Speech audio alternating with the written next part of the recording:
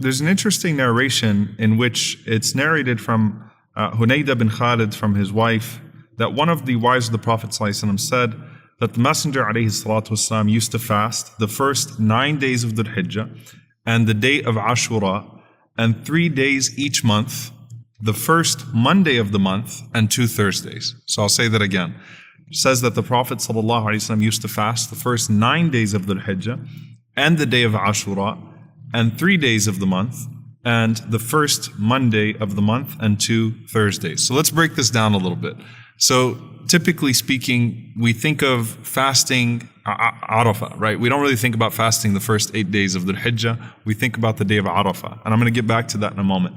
The day of Ashura is in Muharram. It obviously comes in the very next month, right? That the Prophet ﷺ used to also fast that day of Ashura, once again commemorating the victory of Musa alayhi salam over Fir'aun, over the Pharaoh.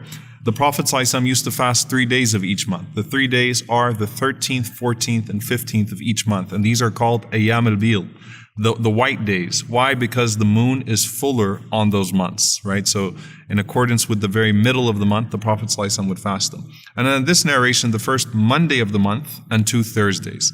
The Prophet ﷺ used to fast Mondays and Thursdays because he said that the deeds are presented to Allah subhanahu wa ta'ala on those days during the week.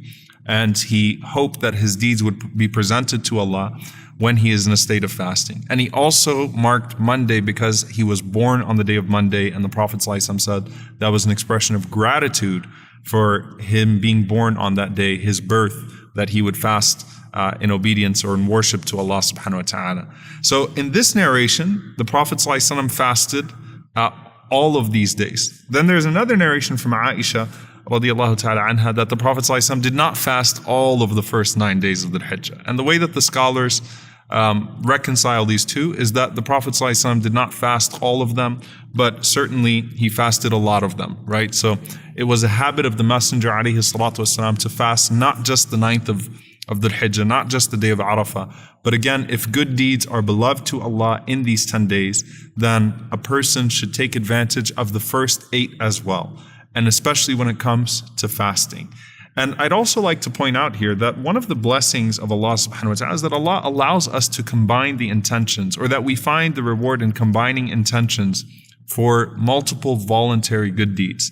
What does that refer to? So within a voluntary good deed, you could have multiple intentions that make the reward more blessed. So the Prophet ﷺ mentioned 2 reasons for fasting Mondays, for example. One of them, again, that the deeds are presented to Allah on that day. The other one, that the Prophet ﷺ was born on that day.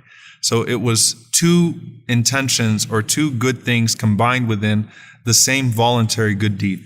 We also find that we are able to mix intentions for multiple voluntary good deeds that fall upon a day that combines 2 blessings. So for example, let's use an example of prayer first. When you walk into the masjid, you can combine the intention for Tahiyyat al-Masjid, for the entrance upon the masjid, the 2 rak'ahs of entering the masjid, as well as, for example, the 2 rak'ahs of Fajr, sunnahs of Fajr. You could combine them with, 2 before Dhuhr.